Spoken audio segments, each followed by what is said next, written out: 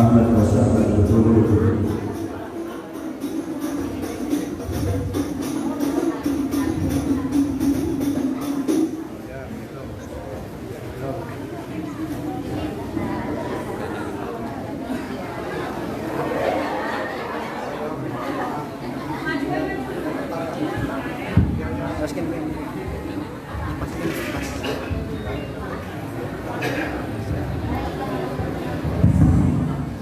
Assalamualaikum warahmatullahi wabarakatuh.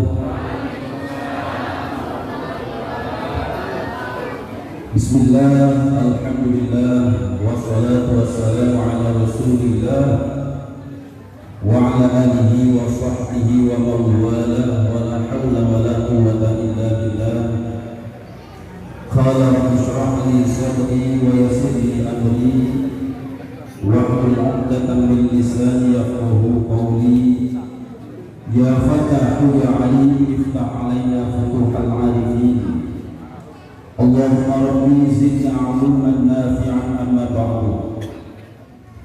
Hadratal muhtarami para 'alimin ulama, para masyayikh, para asatidz wal asatidzah, wabil khusus panjenenganipun Al-Mukarram Kiai Haji Ahmad Muwafiq. Mudah-mudahan Allah senantiasa menjaga kesehatan beliau, memanjangkan umur beliau dan diberkahi. Bersyukur kehadiran Allah Subhanahu wa taala, alhamdulillah. Pagi menjelang siang ini kita diperkenankan oleh Allah dapat bersilaturahmi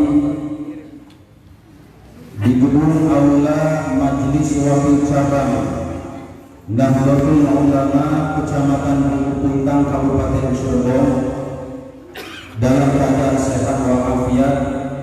Semoga Allah Subhanahu wa taala senantiasa menurunkan keberkahan untuk kita semua. Rahmat dan salam mudah-mudahan senantiasa Allah melimpahkan kepada habibana wa nabiyyana Muhammad sallallahu alaihi wasallam, panutan kita yang sama-sama kita agungkan dan kita muliakan kelahirannya di bulan Rabiul Awal. Mudah-mudahan kelak kita mendapatkan syafaatnya. Amin Allahumma amin. Bapak Ibu hadirin rahimakumullah, keluarga besar, pengurus Majelis Wakil Cabang Nahdlatul Ulama Kecamatan Bungkung, jajaran Syuriah, jajaran Tanfidiyah, segenap pengurus Badan Otonom, pengurus anak cabang Ansor, pengurus anak cabang Muslimat Fatayat, pengurus anak cabang Ibnu dan IPPNU, dan para hadirin nahdiyin nahdiyat rahimakumullah. Alhamdulillah, silaturahim keluarga besar Nahdlatul Ulama Kecamatan Bungkung bersama beliau Gus Muwafiq diperkenankan oleh Allah Subhanahu wa taala. Barangkali di sela-sela kesibukan beliau untuk berdakwah, ini merupakan anugerah yang besar. Beliau menyempatkan untuk hadir di kantor sekretariat MWC Bungkung yang baru diresmikan seminggu ini. Ini adalah bentuk dari kebersamaan kami dari segenap pengurus MWC, pengurus Ratib, Banom dan Nahdiyin khususnya di Kecamatan Bungkung yang juga disupport oleh pemerintah desa dan pemerintah kecamatan. Semoga kehadiran beliau yang kita nantikan nasihatnya khususnya untuk muharrik Nahdlatul Ulama menambah kesemangatan kita untuk berkhidmah di Nahdlatul Ulama. Tidak panjang lebar, kami atas nama pengurus Majelis Wakil Cabang Nahdlatul Ulama Kecamatan Bungkung pertama menghaturkan jazakumullah atas kehadiran beliau Gus Muwafiq dan para hadirin sekalian. manfaatkan waktu yang singkat ini karena beliau sudah ditunggu di beberapa tempat pada hari ini dengan rute yang cukup panjang. Mudah-mudahan beliau senantiasa sehat dan diberkahi oleh Allah. Mukaddimah dari saya, sekali lagi mohon maaf dan terima kasih dihaturkan kepada beliau Al-Mukarram Haji Ahmad Muwafiq untuk menyampaikan amanat, nasihat dan tausiah kepada kami, kepada kita semua, serta mendoakan agar gedung terpadu majelis Wakil Cabang Nahdlatul Ulama Kecamatan Bulukunang ini bermanfaat dan berkah untuk umat. Al-Afwamikum wallahu muwaffiq ila aqwamit thoriq. Wassalamualaikum warahmatullahi wabarakatuh. Dihaturkan. Assalamualaikum warahmatullahi wabarakatuh.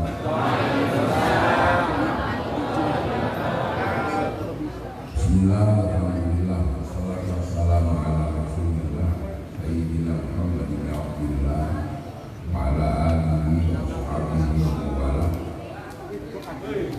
Para alim, para ulama yang saya hormati, para baik jajaran Suriah dan Suriah dan Hanum NU, anak cabang Lubuk Utara Cirebon, para hadirin wal hadirat yang berbahagia. Alhamdulillah, sebuah kebanggaan sendiri bagi saya secara pribadi. Lihat NU sudah punya gedung. Ini adalah sesuatu yang sangat luar biasa karena Nahdlatul Ulama punya tempat bersama untuk memikirkan bagaimana syiar agamanya Allah Subhanahu wa Ta'ala yang ini menanggung jawab kita. Jadi kalau era ini bukan kita tanggung jawab kita, eranya Rasulullah, tanggung jawab Rasulullah dan para sahabat. Setelah Rasul meninggal, eranya Nabi Ali dan seterusnya. Nah, sampai pada era dari 600 ke tahun 2020, era kita di mana menemukan zaman namanya zaman milenial. Tidak semua tanggung jawabnya pasti berbeda, bisa lebih ringan, bisa lebih berat. Yang tua-tua ini masih ngalamin. Oh, nggak dengar. Oh, ya.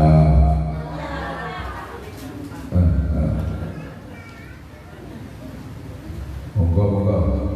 Ya.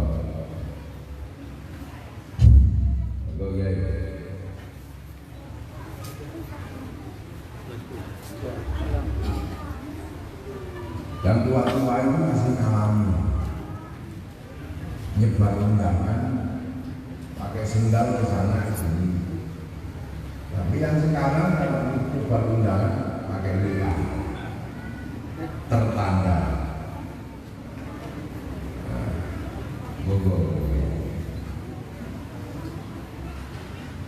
Yang tua masih ngalami perang, itu zaman Basim itu masih ngalami perang. Sekarang kita udah nggak perang kalau pedang, tapi melawan dua generasi itu. Makanya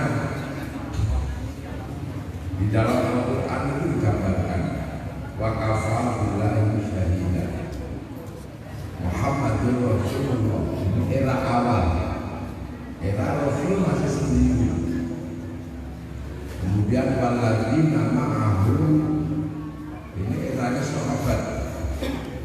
Asyidda wal kufar, artinya kelain orang kufar. Sampai Islam jadi Muhammad bainahum, saling mengasihi. Eranya Khulafaur Rasyidin. Tarahum ka'an sujadai yattaquna fadlan min Allah wa ridwanan simahum fi wujuhihim ala tahajjud. Itu eranya ulama-ulama tasawuf, ulama-ulama fikih. Nah, terus Islam mulai keluar dari jazirah Arab. Digambarkan terusan ayat mataluhu fi Taurat wa mataluhu fil Injil kazar'in. Islam itu sudah digambarkan seperti tanaman. Nah, saat itulah orang harus mulai menanam. Maka kemudian ada yang nanam di Afrika, ada yang nanam di Eropa, nah, ada yang nanam di Indonesia. Nah, semua tanaman itu nggak semuanya utuh. Yang di Eropa tanamannya mati, cuma berjalan berapa ratus tahun terus habis itu mati. Yang di Afrika nggak berkembang. Tapi yang berkembang cukup bagus itu yang di sini, yang di Indonesia. Jadi kasar akhirnya ahlu fa'azalahu fastallahu wastawa'ala suti yu'jibu zurro'an dari udimul kufar. Seperti tanaman yang melompok-melompok, uangnya banyak. Nah itu di sini. Dan itu bisa kita lihat, perempuannya pakai jilbab, masjidnya di mana-mana. Orang sholat paling banyak di Indonesia, orang haji paling banyak di Indonesia. Presidennya Islam, menterinya Islam, RT-nya Islam. Ini sebuah tanaman yang tidak kebayang. Kok bisa seperti ini padahal ini jauh. Nah makanya kemudian ada yang nanam kasih merek Muhammadiyah, ada yang nanam kasih merek Al-Irsyad, ada yang nanam kasih merek Persis, ada macam-macam. Ada yang dikasih nama Nahdlatul Ulama. Ajaib yang namanya tanaman NU tiba-tiba paling besar itu. Dan itu terbesar bukan cuma di Indonesia, bahkan terbesar di dunia, mencapai lebih dari 120 juta orang. Dengan itu, tanaman yang satu ini memang tanaman yang tidak semakin kecil, tapi semakin besar.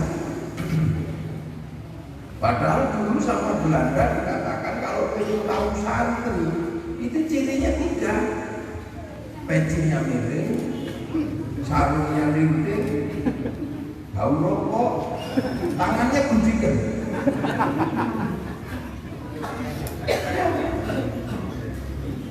Tapi mampu tumbuh akhrajasat aku fa'azalahu fastamadu wastawa'ala sukin ya'jibu surro'an ya'jibu kufar. Itulah tujuan ulama. Makanya semua orang itu sekarang nanya, kok bisa sebesar itu kenapa? Kalau saya jawab ya karena NU berpegangan pada prinsip ahli sunnah wal jamaah. Lah prinsip ahli sunnah wal jamaah itu prinsip apa?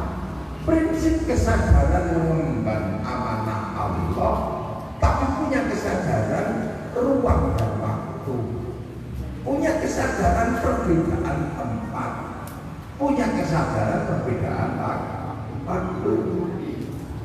Bahwa generasi awal ahli sunnah awal itu yang Mekah, wal jamaahnya ya sahabat. Ya namanya ya Abu Bakar, Umar, Utsman, nggak ada sahabat namanya Cecep itu kan. Ini setelah itu Rasul tiada. Sahabat melanjutkan punya tanggung jawab kepada orang yang ingin ikut Rasul tapi nggak ketemu. Maka kemudian tanggung jawabnya ini diberikan pada generasi berikutnya, namanya tabi'in. Lah, sahabat waktu itu bersama Rasul. Makanya sahabat itu enak, nggak perlu nulis, nggak perlu ngapalkan, karena bareng sama Rasul. Tapi begitu Rasul meninggal, orang bertanya, tinggalan Rasul mana? Quran, ya Qurannya mana? Maka akhirnya sahabat mengumpulkan Quran. Zaman Rasul ya nggak perlu kumpulin Quran, mengatakan Quran berjalan. Rasulullah itu akhirnya terus sahabat cuman kita kumpulkan, jangan ini bid'ah. Kata Sayyidina Umar, ya sudah kalau kamu Abu Bakar mengatakan itu bid'ah, bagi saya nggak tak kumpulin deh. Gitu. Nyari, dicari bisa apa? Penulis naskah. Pada tukang ketiknya Rasul, tukang catatnya Zaid bin Sabit dicari, dikumpulkan. Sudah, generasi ini akhirnya ketemu utuh. Nah, akhirnya sahabat meninggal, ditinggali Qurannya sahabat ini, tapi ini bisa baca karena cuma rungi-rungi kayak cacing gitu. Akhirnya kemudian dikasih titik-titik tahun 65 Hijriah sama Abdul Aswad Ad-Du'ali kasih titik-titik. Nah, generasi berikutnya nggak bisa baca titik-titik kok. Wasi sakal. Yang ngasih sakal namanya Syekh Abdul Ahmad Al-Farabi. Disebar lagi lidahnya beda-beda. Lidahnya nggak bisa sama. Ada wadduha, ada wadduhi. Akhirnya tahun 250-an disusun ilmu agar semua orang bisa baca. Gitu. Namanya ilmu at-tajwid fi qiraatil Quran. Yang nulis Abu Ubay Qasim bin Salam. Nah, ini per generasi beda. Kemudian yang pinter-pinter nggak banyak. Yang bisa ngumpulin ilmunya Rasul nggak banyak ternyata. Cuman kali Imam Syafi'i, Imam Malik. Nah, semakin nggak banyak yang pinter. Yang ngumpulin hadis ya cuman saya Imam Muslim, Imam Bukhari, Imam Abu Dawud, Nasa'i, Tirmidzi, Ibnu Majah ya gitu. Nah terus gimana generasi berikutnya? Ya udah ittiba aja. Makanya kemudian disebut tabi'ut tabi'in. Nah generasi berikutnya disebut apa? Tabi'ut tabi'in. Nah yang nggak ketemu ya udah kamu ikut bermadhab gitu aja. Jauh ilmu nggak cukup. Seiring perkembangan waktu berjalan sampai ke Cirebon, ya kan, sampai ke Cirebon. Lah begitu di Cirebon ada yang nggak sempat ngaji, ada yang nggak sempat apa. Gimana ini ilmunya semakin berkurang? Ya sudah, yang pintar mondok itu ikut ulama bermadhab. Nah yang nggak nyantol sama sekali, ya sudah taklid, ya udah ikut aja. Nah, akhirnya apa? Ya banyak sekali akhirnya orang taklid itu nggak ngerti dalilnya sholat tapi mau sholat, nggak ngerti dalilnya haji tapi mau haji. Loh yang penting kan haji. Seperti orang tidak ngerti dalilnya menikah tapi menikah tetap aja punya anak. Loh kan itu nggak perlu ngerti dalil. Saya aja nggak ngerti dalilnya bagaimana buat mobil itu seperti apa. Saya bisa naik kemana-mana pakai mobil itu. Loh, itu orang beragama itu begitu. Nah itulah namanya syariat. Syariat itu jalan besar yang dilalui kaum muslimin. Makanya yang pinter ya bermadhab, yang nggak pinter ya taklid. Nah itu. Nah, makanya kemudian melahirkan tradisi Islam yang oleh santri disebut gandolan sarungi ya. Nah Nah itu ada yang nggak terima, nggak boleh taklidnya itu kata siapa? Kemampuan kita udah nggak cukup untuk membaca sendiri. Maka gandulan sarung ini ya. Nah gandulan sarung itu bahasa apa? Bahasa Arab. Ya dulu kan baju Rasul itu kan jubah. Karena saking indahnya baju Rasul jubah, orang menyebutnya baju syar'i. Lah baju syar'i begitu datang ke sini nggak bisa dipakai nanam padi. Muksaan jubah. Akhirnya dipotong sama ulama awal. Potongan baju syar'i biar nggak hilang identitas syar'inya, potongannya dikasih nama sarun. Nah di Jawa punya huruf ain waktu itu, mau ketemu. Maka sarun menjadi sarun, sarun menjadi sarun. Jadi gandolan sarun ini ya gandolan syariat yang dibawa sama dia. Makanya kalau santri takbir Allahu Akbar enak mau ada lintingannya. Nah yang nggak punya cantolan Allahu Akbar segini, ya, karena khawatir nggak cantolannya. Nah ini enak, makanya Islam ini yang dibawa ulama itu sama aja sebenarnya. Jadi mahwal iman tentu dengan billahi wa malaikati wa kutubi wa rusuli wa yaumil akhir wa bil qadri khair wa syarri min Allah Ta'ala. Sama semenjak zaman Rasul sampai sekarang sama mahwal Islam. Atas syahada la ilaha illallah wa anna Muhammadar Rasulullah wa tuqimus shalah wa tu'tiyaz zakata wa tasuma Ramadan wa tahujjal bait liman istata'a ilaihi sabila. Itu sama, enggak ada yang berubah.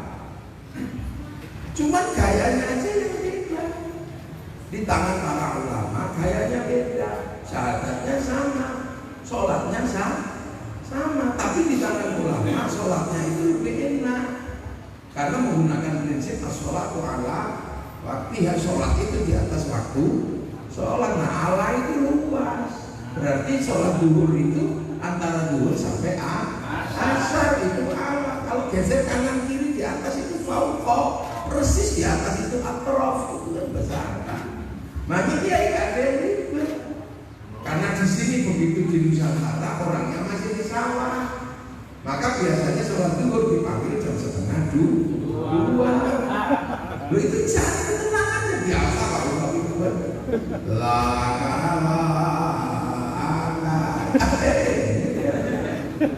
habis itu Rabbana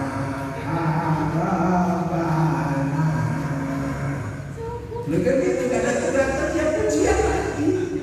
Nah ini caranya. Jadi makanya para ulama itu menempatkan Islam itu ditanam sesuai dengan zaman.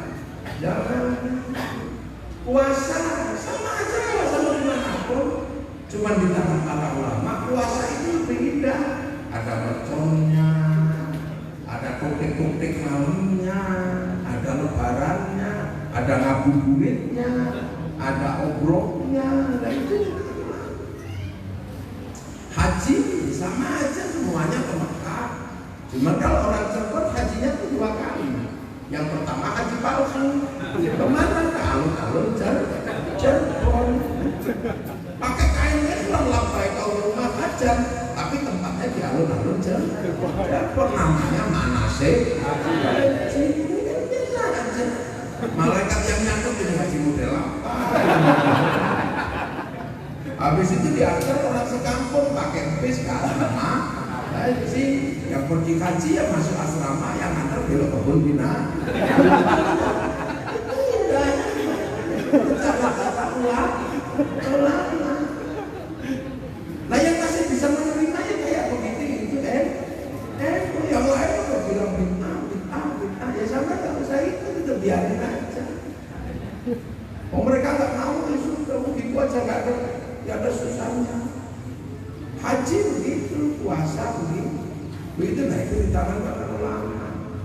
Makanya kemudian para ulama ini menyadarkan kita bahwa kita ini hidup di eranya para ulama, agar kita nggak lupa hidup di eranya ulama. Organisasinya dikasih nama Nahdlatul Ulama, karena ini eranya ulama. Kalau eranya Sahabat ya Nahdlatul Sahabat. Nah makanya banyak kadang yang nggak sadar bahwa ini Makanya terus pengennya tetap hidup di era Rasul, kembali zaman Rasul, kembali pada Quran. Ya masalah. Wong Islam lagi berjalan ke sana bareng-bareng, ada yang balik, ya tabrakan. Nah itu makanya ada ijma, ada qiyas, ada maslahah musalah, ada yang semuanya adalah masalah tasrih. Jadi ulama kita itu tahu. Nah makanya dikasih nama eranya ulama. Nah era itu ada pada waktu itu zamannya Hasyim Asy'ari. Lah Hasyim Asy'ari menyadarkan betul kenapa orang tidak bisa belajar semua. Lah siapa Hasyim Asy'ari? Hasyim Asy'ari itu orang yang pulang dari Arab yang mendapatkan gelar Hadratus Syekh satu-satunya. Hadratus Syekh itu syarat gelar orang hafal Kutubus Sittah. Kutubus Sittah itu Sahih Bukhari, Sahih Muslim, Sunan Abu Dawud, Nasa'i, Tirmidzi, Ibnu Majah. Itu hafal Hasyim Asy'ari dan beserta ilmu rijalul hadisnya. Maka gak usah khawatir kalau cuma diolok-olok orang yang hafal hadis 3 itu. Gak usah dipikirin. Paling hafalnya turun di hakim dolar. Kayak gitu kok sampai pikirkan. Wah Hasyim itu hafal Kutubus Sittah. Makanya ketika mendirikan NU itu melalui beberapa tahap yang orang tidak bisa melihat atau mengulang tahapan itu. Jadi ada satu tahap yang namanya al-masyurah baina khamsina aliman. Musyawarah di antara 50 ulama yang sangat alim. Ketika ulama baru tercerai berdaya kayak begini, masih 50 ulama ini musyawarah. Dan itu berhari-hari, berbulan-bulan. Setelah musyawarah, tahap kedua al-istikharah. 50-50-nya istikharah semua. Coba. Memang terus kayak bikin apa gitu. Setelah itu as-su'ali ahli al-mukasyaf. Ditanyakan kepada ahli kasyaf. Waktu itu walinya namanya Mbah Khalil Bangkalan datang ke sana. Yai santri penjenengan yang namanya Kiai Hasyim itu mau mendirikan organisasi. Mbah Khalil itu nggak jawab, cuma menunjukin itu tanah ini. Ditungguin juga nggak jawab apa. Pulang dia ke sana. Nggak jawab dia, cuma dia sudah nggak apa-apa, tunggu aja. Besoknya datang lagi ditanya lagi, cuma gini nggak jawab. Tanah itu baru ketika jawab, tapi nggak pakai kata-kata, langsung masuk kamar, ambil tongkat sama tasbih, serahkan nama. Oh iya, baru kemudian mikir siapa ini. Nah ternyata ada yang dalam saat istikharah, ya ini Tuhan itu sudah melihat gambar lambang Nahdlatul Ulama yang kelihatannya sederhana. Tapi bagi orang yang mengerti urusan ilmiah, dia bingung. Tahun 1926, kok ini Tuhan bisa gambar bumi bulat itu ilmunya dari mana? Sementara bumi bulat itu disepakati ketika Neil Armstrong naik ke bulan itu tahun 56 atau 57 gitu, 60-an sudah. Lu kok tahun segitu bisa bikin gambar ada benuanya, ada ini dari mana? Ayo. Wong teleskop waktu itu belum bisa menceritakan ini. Nah itu ilmunya dari mana disepakati kok sudah berani bikin lambang bumi bulan. Loh itulah makanya kemudian kok dikembangkan, ya sudah dikembangkan di Indonesia sesuai dengan nama orang Indonesia. Lihat orang apa mati misalnya, dan orang mati ini harus didoakan. Nah cara mendoakannya gimana? Ya mengikuti ulama yang sebelumnya yang dilakukan oleh para wali itu generasi. Jadi sama sekali nggak terputus. Oh pelajaran sebelumnya seperti apa? Oh iya ya sudah. Jadi NU itu berdiri tahun 1926 itu organisasinya, isinya ya sudah ada sebenarnya zaman Rasul, karena selalu diajarkan dulunya.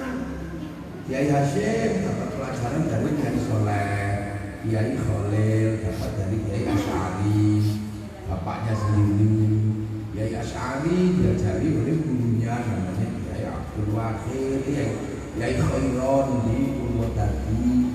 Kiai Khairon diajari gurunya namanya Kiai Abdul Wahid di Solo Tigo. Kiai Abdul Wahid diajari gurunya Kiai Abdul Halim di Boyolali. Kiai Abdul Halim diajari gurunya Kiai Sufyan di Tuban. Diajari gurunya Kiai Jabat di Tuban. Diajari gurunya Kiai Abdul Rahman di Lasem. Diajari gurunya namanya Mbah Sambu, Mbah Abdul Halim Benowo. Mbah Benowo diajari gurunya Mbah Sunan Geseng. Sunan Geseng diajari gurunya namanya Sunan Kalijaga. Sunan Kalijaga diajari gurunya namanya Sunan Bonang. Sunan Bonang dapat warisan dari gurunya Sunan Ampel. Sunan Ampel dari Mbah Ibrahim Asmoro. Diajari gurunya Syekh Jumatil Kubro atau Sayyid Jamaluddin Al-Husaini Al-Kabir. Diajari gurunya Sayyid Muhammad. Diajari gurunya Sayyid Ahmad Jalaluddin. Diajari gurunya Sayyid Abdul Malik. Diajari gurunya Sayyid Alawi Amir Fakih. Belajar dari gurunya Sayyid Ahmad Sohail Mirbat. Diajari gurunya Sayyid Arif Oleh Kosam. Diajari gurunya Sayyid Ali. Diajari gurunya Sayyid Muhammad. Diajari gurunya Sayyid Ali. Diajari gurunya Sayyid Ubaidillah. Diajari gurunya Sayyid Ahmad Al-Muhajir. Diajari gurunya Sayyid Aisyah An-Naqib. Diajari gurunya Sayyid Ali Muridi. Diajari gurunya Sayyid Ja'far Sotik. Diajari gurunya Sayyid Bakir. Diajari gurunya Sayyid Ali Zainal Abidin. Diajari bapaknya namanya Sayyidina Husain. Diajari bapaknya namanya Sayyidina Ali. Nah ini yang belajar langsung Rasulullah Muhammad Sallallahu Alaihi Wasallam. Nah ini yang namanya ahli sunnah wal jamaah. Generasinya beda. Itu makanya kita ini diajarkan bahwa ada pelajaran-pelajaran yang dari masa lalu, nggak bikin baru, kita nggak bikin tajdid itu ya al-muhafadzatu 'alal qadimi sholih wal akhdhu bil jadidil aslah. Ya jadi biasa aja. Di sawah di tempat saya di Jawa misalnya kalau ada orang mati kuburannya dikasih kado, kuburannya dikasih teh, dikasih lampu. Ada yang bilang musyrik, saya bilang enggak lah gitu aja kok musyrik. Hormat orang tua itu sampai mati juga harus hormat. Cuma nalarnya pengen kasih minum, siapa tahu diminum lalat, diminum apa jadi sedekah. Ada payungnya untuk berteduh hewan-hewan jadi sedekah. Itu kerinduan pada orang tua. Itu aja kok musyrik. Biarin aja, nanti kalau udah capek kan berhenti sendiri. Ya itu aja kalau ini tak usah. Nah itu santri ulama itu. Ya makanya NU ya nggak ada pernah ribet. Allah maka ada yang biarin aja. Gak usah begini-begini kakinya. Kenapa? Karena muridnya ulama itu kakinya itu belum bisa sholat. Kalau disenggol bisa begini-begini karena beli. Nah, kalau sholat pepet-pepet nggak apa-apa karena dipanah kakinya nggak kerasa. Muridnya ulama itu masih kalau sholat gini-gini. Maka takbirnya nggak usah yang begini. Nanti kamu nyetop apa itu. Jadi sederhana sebenarnya pembelajaran ulama. Gak usah yang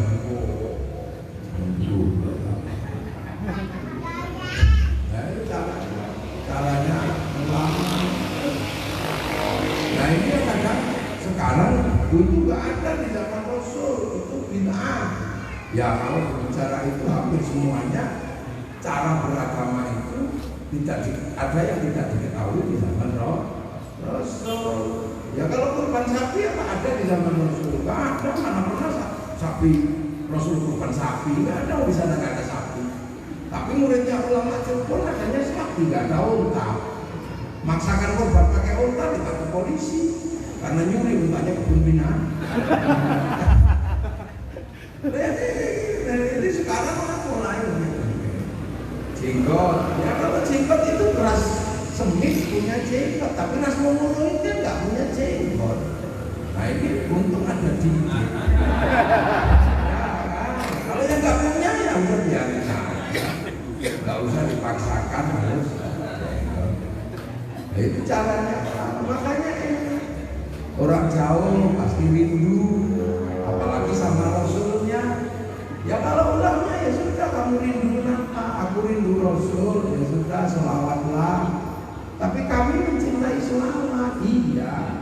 Tapi kan kami orang Sunda, ya boleh tak misalnya terus kemudian kami melantunkan senandung cinta gaya Sunda, boleh aja. Yang penting selawat.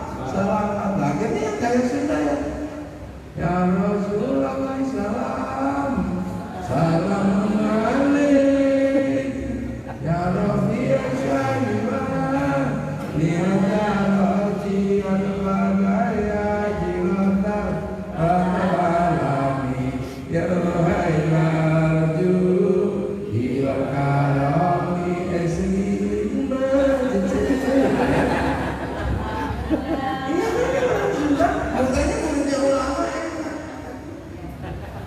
ada yang manuk dadari, nah, ada kan?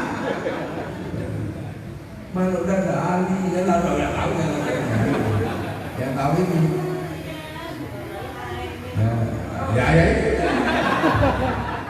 Ada yang si cuci bulu, lawan seri panci, ya nenek hati ningali.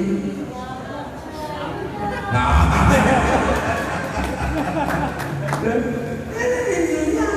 yang orang Jawa kayak Jawa, orang Jawa itu karena bisa alaika ya Rasul salam salam aliyah numpak perahu yang seneng dangdut. Ya Rasulullah salamun alaika. Jadi dinamis muridnya ulama itu kok aku begitu. Nah, ada yang seneng biasa anak muda konser ya sudah selawatannya ikut Abu Syekh.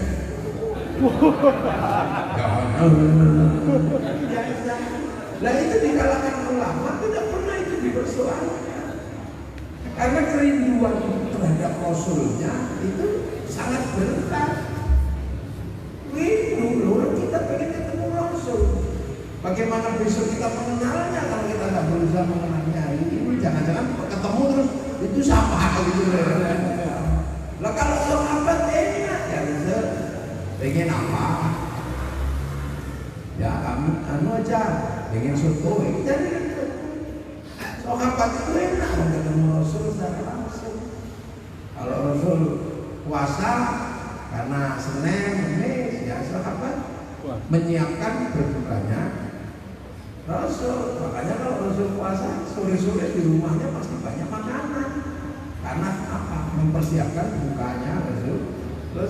Sahabat masak ini, istrinya suruh masak, Rasul nanti berbuka. Mencari nasi.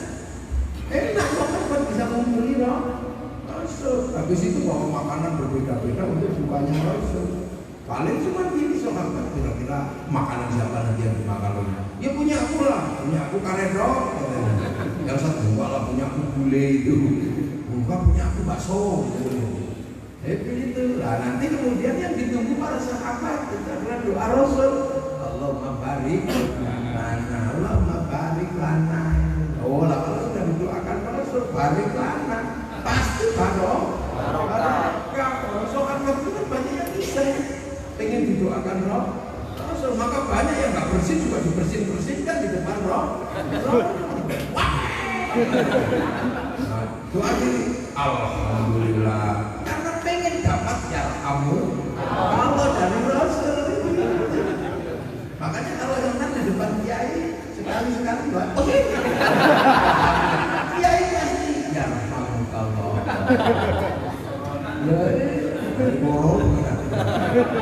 Jadi gitu sahabat. Nah nanti kemudian kalau Rasul makan pasti doanya Allahumma barik. Nah kalau sudah barik lana makanan ini jadi makanan barokah. Jadi orang bertabaruk makanan kepada Rasulullah karena doanya Allahumma barik. Barik itu artinya barokah. Nah, makanya kemudian para sahabat makanan barokah ini dibawa pulang untuk istrinya, untuk keluarganya, karena makanan ini sudah ditabarukkan, sudah didoani Allahumma barik. Mungkin gitu. Nah orang sekarang bertanya, makanan bisa nyimpen barokah? Jangankan makanan, kaset saja bisa nyimpen suara. Handphone bisa nyimpen gambar, apalagi makanan.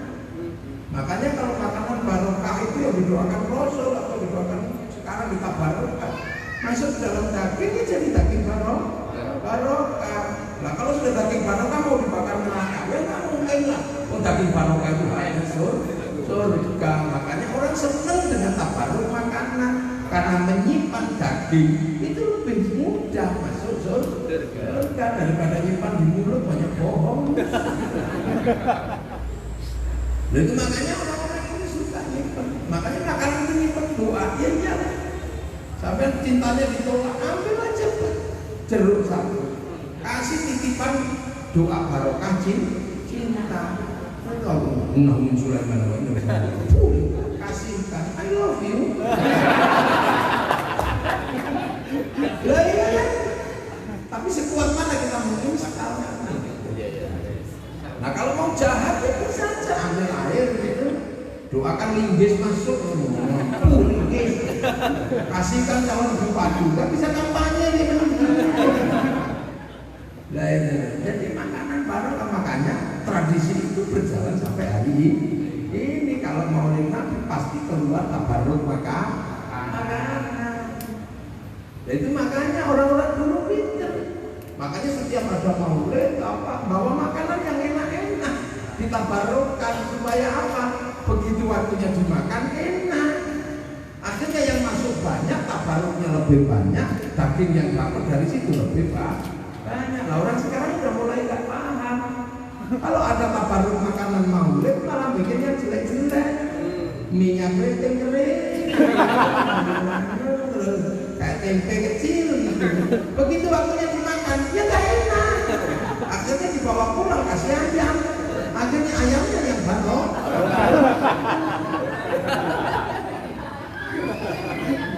Nah ini yang kadang orang tidak paham. Kenapa? Karena dilihat dari sudah makan di rumah, ngapain makan di sana.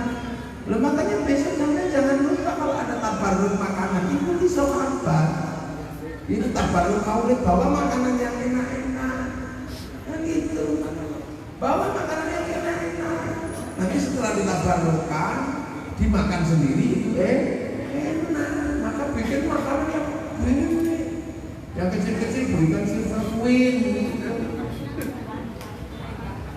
Nah itu kan saya udah mulai gak paham. Kenapa sih kalau mengutan itu ada makan? Karena itu dulu tradisinya sahabat bertabaruk.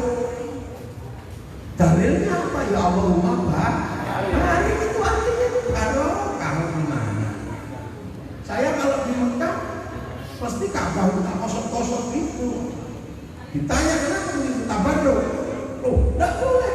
Lo kata siapa? Kok disebut musyrik? Wong di dalam Al-Quran itu jelas Ka'bah ini barokah kok. Wong dalilnya jelas kalau pakai dalil. Inna awwala baitin wudi'a lin-nasi lalladzi bi Bakkah mubarak. Barokah. Kalau hujan dari talang emas itu mantor itu kita mandi di bawahnya. Nggak boleh ini tabaruk itu nggak bisa. Ini loh kata siapa dalilnya ada. Minas sama ma'al mubarakah. Dari langit itu turun air barokah. Makanya orang tua kita menyebut makanannya berkat karena itu makanan barokah. Gitu. Nah, makanya kita kalau mau instalasi doa dengan air, punya suami mau nikah lagi, ambil air aja. Mau dibikinkan teh, ya Rahman, ya Rahim, ya Rahman. Iya, bikin kasih Lah perlu dinyanyikan kenangan berdua. Apabila ku ingat di saat bersama, habis itu cuk gitu.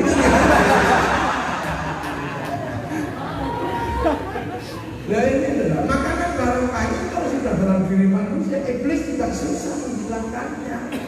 Makanya setan itu paling benci kalau orang punya makanan barokah, karena dia pasti nggak bisa mandi di neraka, pasti masuk surga. Makanya kadang setan-setan itu kampanye kemana-mana bahwa berkat itu berkat itu haram, itu makanya setan-setan itu sebenarnya. Lah ini kan makanya gimana? Santri memelihara yang seperti itu, nah gitu. Santri memelihara, terus kemudian sahabat itu juga nggak semuanya pintar, ada yang bodoh-bodoh. Kalau yang pintar ya kelas Sayyidina Ali. Itu kalau sholat aja disuruh, ayo sholatnya khusyuk, nanti kamu pilih serban hijau, hitam, apa? Masuk selesai yang mana nih? Yang hijau ya khusyuk. Masih kamu nggak khusyuk. Masuk habis sholat langsung ingin hijau. Berkali-kali diajari sampai di tanah kakinya tidak terasa. Tapi sama badui-badui yang lain Allah. Nah biasanya ada patung, terus tiba-tiba Islam mengajarkan nggak kelihatan, ya susah. Itu nggak terjadi sama yang pintar, terjadi sama yang bodoh. Nah, akhirnya cuma diajari ubudullah ka'annaka tarahu fa illam takun tarahu fa innahu yaraka. Berikanlah engkau kepada Allah seolah-olah kau lihat Allah. Kalau kau nggak lihat Allah, yakin Allah lihat engkau. Maka dia ingat Allah, cari Allah, siapa tahu semua. Nggak ada, ya sudah, kalau kamu nggak lihat, yakin Allah lihat engkau. Ya khusyuk ini, jangan gerak dilihat Allah. Makanya kiai nggak punya ribet kalau sholat Allah, inna sholat wa akhir. Begitu ada ting ting ting, kiai nggak mempersoalkan, karena nggak mungkin manusia telinganya mendengar Allah. Yang penting merasa lagi dilihat Allah. Makanya kalau dengar bakso silakan, yang tidak boleh kan 2 mangkok makan. Lu makanya kiai nanti kalau sholat nggak ribet. Wah, bukan nanya bolong. Nggak apa-apa, kamu lihat aja nggak apa-apa, tapi jangan lupa Pak Innahu yaraka, kamu dilihat Allah. Maka lihat apa rukuk bolong boleh, yang tidak boleh ditunjuk-nyuk. Nah, itu nggak boleh. Lagi Allah agar Bu, minta garam. Kenapa nggak tadi? Boleh jangan dengerin itu boleh. Yang tidak boleh ambil sendiri. Nggak boleh. Lah makanya sholatnya kiai sendiri itu bari enak ya sudah kelasnya. Jadi inilah ya. Dan itu dipelihara terus sampai santri. Makanya santri ini bisa berkembang karena sesuai dengan apa sunnatul awal jamaahnya begitu gitu. Jadi nggak ada terus mari kita kembali, ya nggak mungkin lah. Kita ini hidup di zamannya ulama, kalau kembali ke zaman Rasul. Pasti konslet itu. Hal-hal seperti ini yang membuat Nahdlatul Ulama ini bukan semakin kecil tapi semakin berkembang. Dan Eko tak pernah terus kemudian ini dunia rusak. Enggak, dunia semakin baik. Gimana dunia nggak baik? Jadi ada yang mengatakan dunia ini semakin rusak, dunia ini enggak. Kalau dia dunia ini semakin baik. Dulu yang bisa video call itu cuma maling. Sekarang yang penting punya kuota bisa video call. Karena dunia semakin baik. Ini setan-setan nggak ada, setan pensiun. Dulu setan jin biasanya bantu manusia ngangkat barang-barang berat. Zaman Nabi Sulaiman jin ngangkat yang berat. Nenek moyang kita dibantu jin ngangkat apa. Sekarang mereka pensiun. Manusia bisa bikin traktor, bisa bikin krim, bego. Yang biasa menyampaikan cinta, jin-jin yang bisa bikin pesan cinta, surat mata kajian sejarah goyang lewat sekarang sama Honda Jazz. gendong manusia saya angin, udah berhenti pensiun, kalah sama mobil dan pesawat. Dulu di Pamijahan itu pertemuan para wali jarak jauh secara rukani. Sekarang ganti Zoom. Manusia ini semakin baik. Belajar juga lebih mudah. Dulu manusia kita ini kalau mau lihat Afrika dulu flora dan fauna, udah gitu seharian ya keluar ternyata malah pakai bionom. Sekarang tinggal ketik aja keluar Afrika di sini semua ada. Ibu-ibu dulu mau masak sayur cari yang ahli sayur. Sekarang nggak perlu, cukup tutorial masak. Tutorial lah, ini nggak bisa. Terus tiba-tiba ini jelek, baru saya jelek. Karena ini karena susu. Nah kenapa santri tidak pernah itu? Karena santri selalu bersyukur. Kita jadi seperti ini, kita syukuri. Udah pakai jilbab, udah ngaji, masjidnya udah bagus. Ya sudah, mari kita syukuri. Sesuai dengan jalannya masing-masing. Ya NU belum ditangkap ya tetap aja NU. Yang lainnya nanam ya biar aja, tapi kan semakin kecil. Gitu loh. Makanya biar Islam itu indah dan tidak emosian. Makanya cara yang itu gak bikin emosi karena gak dikit-dikit bid'ah, gak dikit-dikit apa. Nah sementara sekarang ini gak boleh, ini bid'ah, ini bid'ah. Ibarat masak itu dagingnya udah gak ada karena dibid'ahkan, akhirnya tinggal tulangnya kok, tinggal yang pokok kok. Ini yang dari Rasul begini, yang pokok kok. Nah akhirnya karena tulang semua yang dimasak, akhirnya ya bumbu micinnya diperbanyak. Makanya lahirlah generasi micin itu kan karena itu. Kalau NU masih komplit, orang sholawatan masih ngerti caranya, teorinya dibuatkan. Orang mendoakan orang mati, NU masih membuatkan tuntunannya. Lah yang lain itu kan disuruh doakan orang mati tapi nggak dipikirkan tuntunannya. Doakanlah orang tua. Ya yang pintar lah, yang bodoh, yang nggak ngerti gimana caranya. Kalau NU masih ngajarin, dikir, ya keras, la ilallah. Akhirnya yang bodoh-bodoh kan benar, terus menirukan. Nah kalau yang lain itu, nah yang bodoh-bodoh yang tua-tua itu ini apa? Loh, ini sebuah kondisi di mana Islam itu mesti diajarkan. Jadi jangan kemudian nggak bisa begitu. Sampai akhirnya bablas orang tua Rasul masuk neraka lah kayak gitu, jadinya malah lebih parah.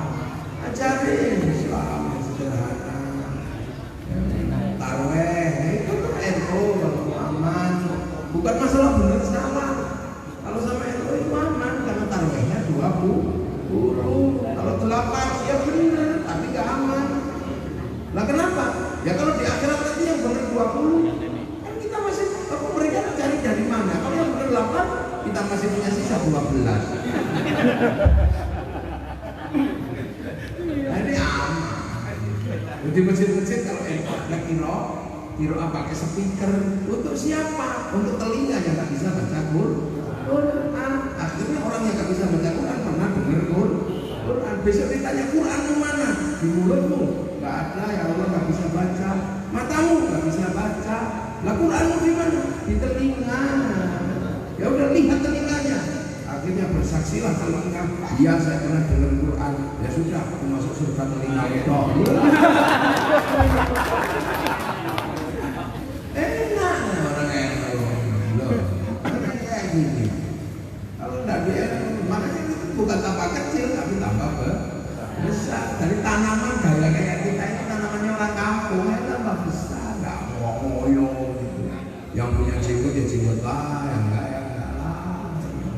Yang penting sawahnya aman. Kalau sawahnya aman, nanam juga enak. Makanya kalau sudah berbicara tentang keamanan sawah kita nggak bisa main-main. Nah, keamanan sawah itu apa? Keamanan bangsa dan negara. Kalau sudah bangsa negaranya aman, manusianya terjaga, agamanya terjaga. Makanya watini wasaitun waturi sini nama hadal baladil amin.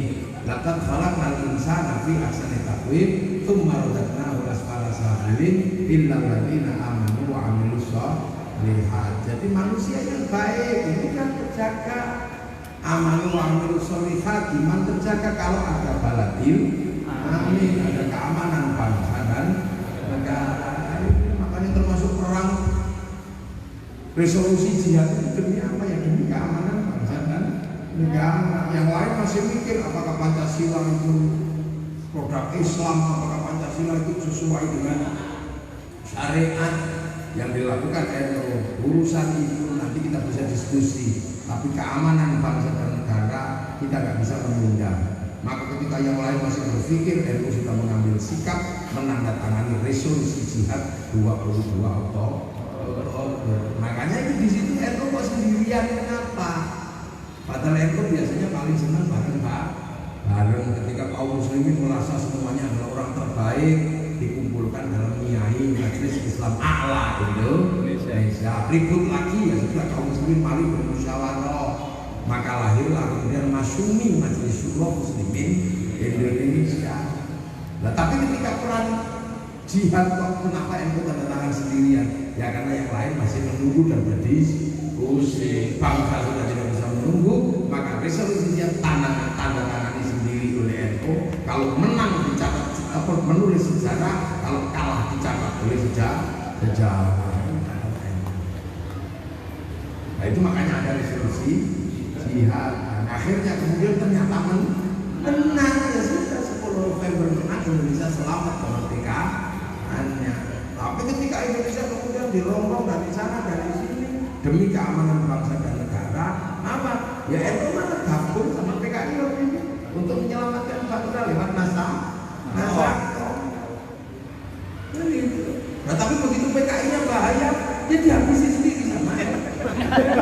Nah, makanya NU nggak bisa dibohongi PKI bagian lagi karena NU paham apa udah dihabisi sama NU. Yang nyisa sudah menjadi bagian dari toreko PKI yang sudah dikampung, yang punya anak-anaknya masuk pondok, maka sudah tidak ada. Sama kayak Rasul waktu dihadang sama Abu Lahab kasih surat Al-Lahab, tabat yada Abu Lahab wa tabb.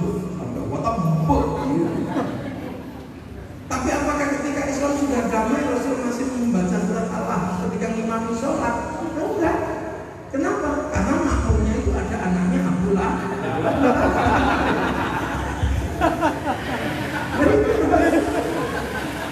Anak Abu Lahab ini maksudnya anak Abu Lahab itu jadi makmum.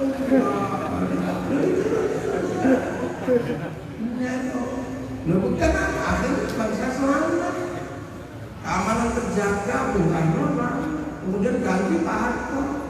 Ketika Pak Harto mengganti Bung Karno, ya sudah sama, dituduh tidak Pancasilais, semua sama. Jadi makanya jangan heran kalau ada yang tidak Pancasilais. Pak Karno yang bikin Pancasila jadi dituduh tidak Pancasilais.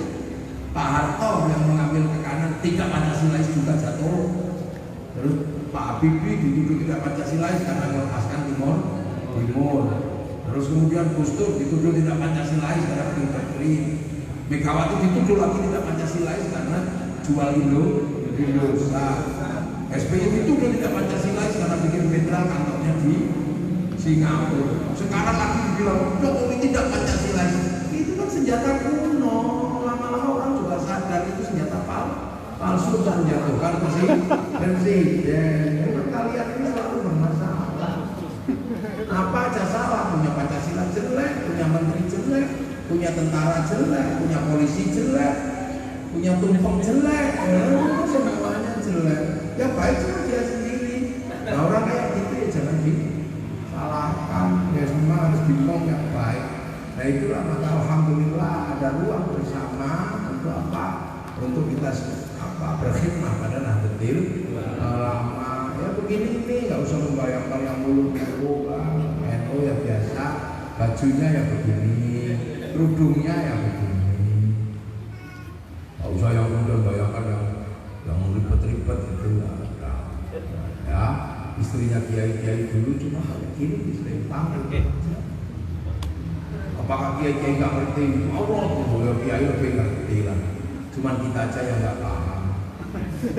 Ya tapi nggak mau belajar akhirnya terus merasa paling paham. Jadi bangsa ini semakin baik. Kalau ada yang ngomong ini jelek, kata siapa? Saya lintas Jawa sekarang pakai tol bisa cepet, kalau lebih jelek gimana? Orang kadang itu kalau sudah jelek menurut kepalanya nggak ada lihat baiknya. Persis kayak orang kalau sudah bercerai itu lihat jeleknya, jangan marah. Baiknya sama sekali nggak kelihatan. Ada bank jelek, ada demokrasi jelek, ada rokok jelek. Ini tapi nggak bisa menghindari karena dia hanya ulama pergi haji, nggak bisa menghindari harus berhubungan dengan Yahudi. Kalau Yahudi bikin pesawat, kalau Yahudi mati semua, tenang. Ibu-ibu apa masih bisa menghindari orang Prancis? Nggak bisa, karena Yahudi terbikin bedak, bikin parfum itu orang Prancis. Kalau bedak silver belum lengkap, kalau beras ditumbuk. Ini dunia baru umat Rasul. Ngaji ini aja pakai email buatan Jepang. Maka hadis qudsi diberikan kepada Rasul, mayyuridillahu bi khairan yufaqihu fiddin. Siapa yang dikehendaki baik oleh Allah dikasih ngerti urusan agama. Khairannya nakiro, berarti khairan nakiro itu maknanya khairan kamilan, kebaikan yang sempurna. Lah manusia nggak bisa sempurna, kebaikannya pasti bareng. Pengajian ini baik nggak? Baik. Yang paling baik siapa? Ya pasti kiai itu lah. Lah yang begitu kalau baik ya paling baik ini. Tapi apakah saya boleh mengatakan yang paling baik? Ya nggak boleh. Saya kelihatan baik itu karena ada panitia yang bikin pengajian dari NPCNU Duku Puntang. Lah kalau sudah begitu baik mana saya apa pengurus NU yang di sini? Loh ya?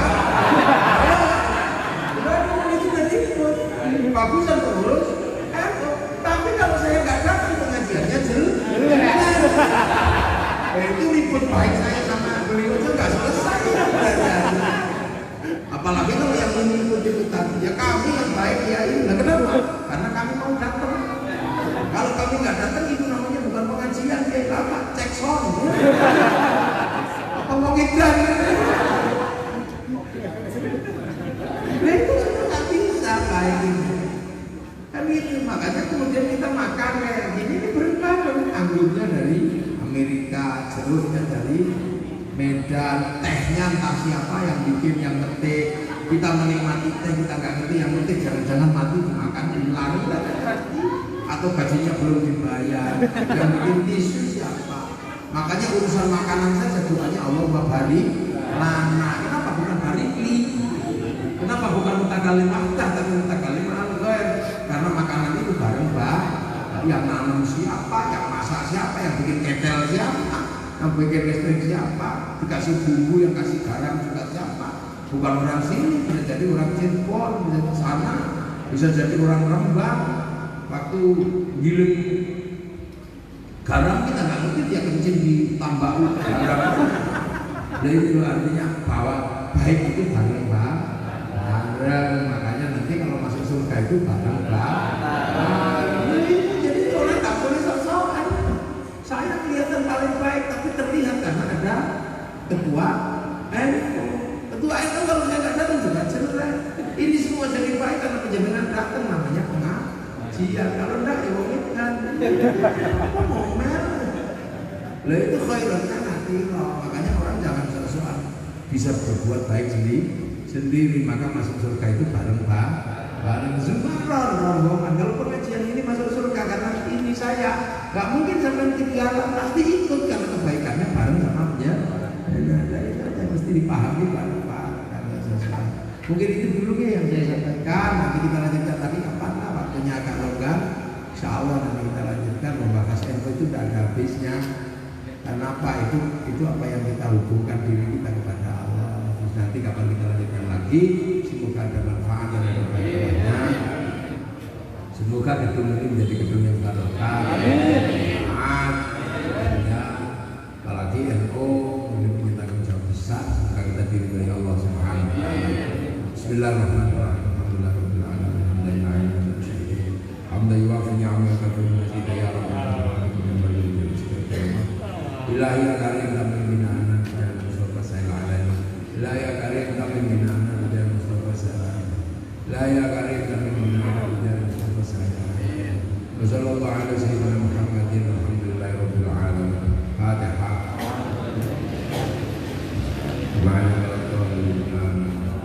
Assalamualaikum warahmatullahi wabarakatuh. Saya tak terus lagi, pamit monggo. Assalamualaikum.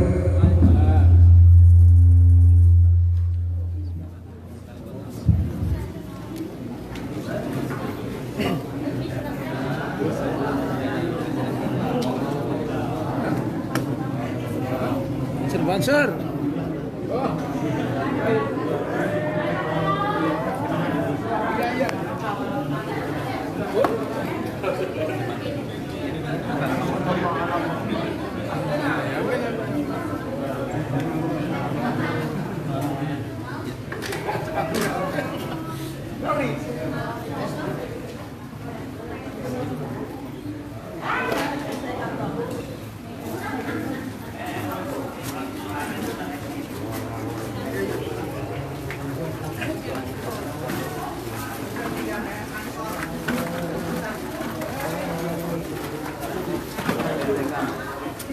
Ini mata. Di bawah.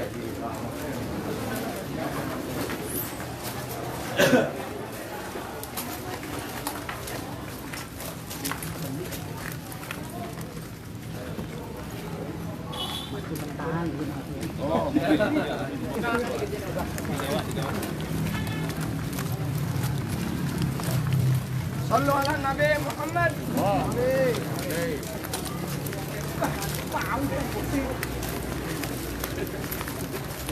Ini tapi masalah mana?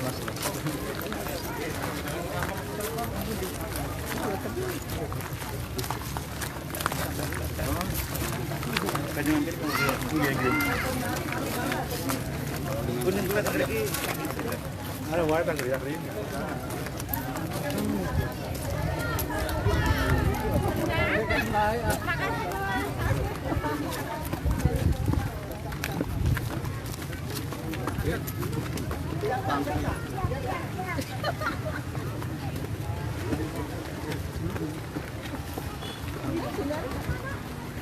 Bisa kan aku enggak.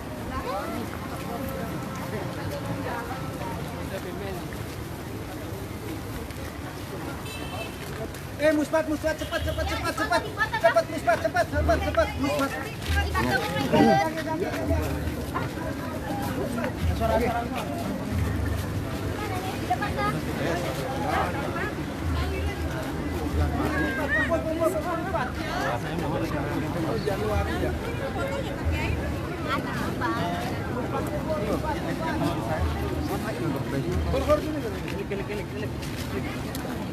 PCNU Majalengka untuk Majalengka.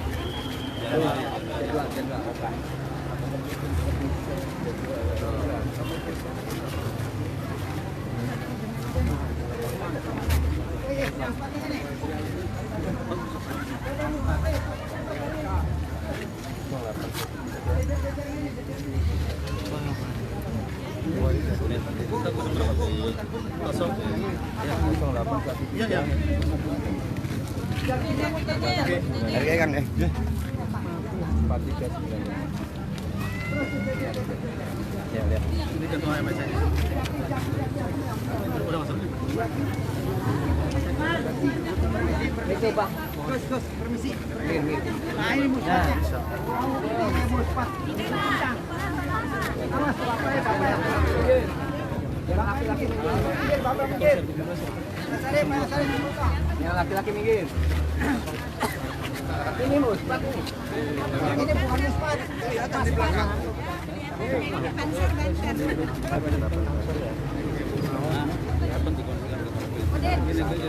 Yang gini tanya kalau dia.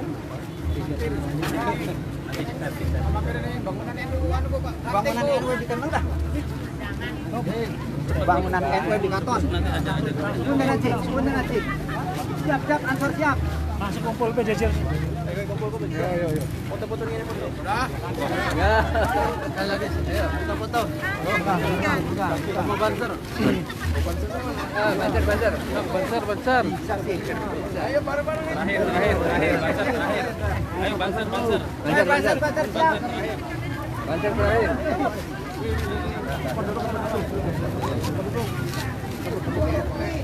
Ada nama apa ya?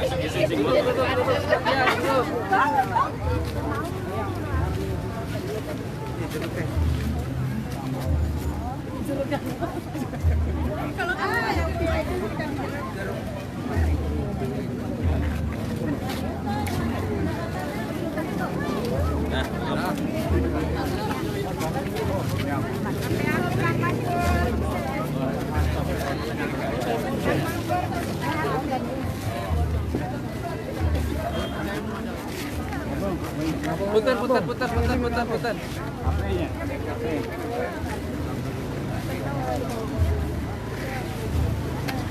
Ya.